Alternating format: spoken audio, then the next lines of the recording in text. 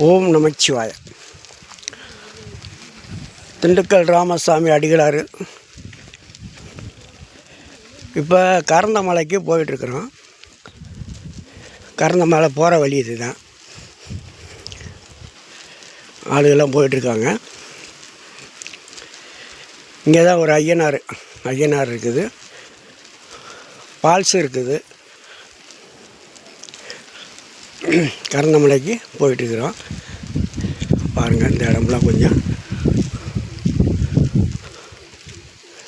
அற்புதமான ஒரு இந்த இடங்கள் இருக்குது. பாருங்கள், மலை தான் போகிறோம், மலைக்கீழே தான் போயிட்டுருக்கோம்.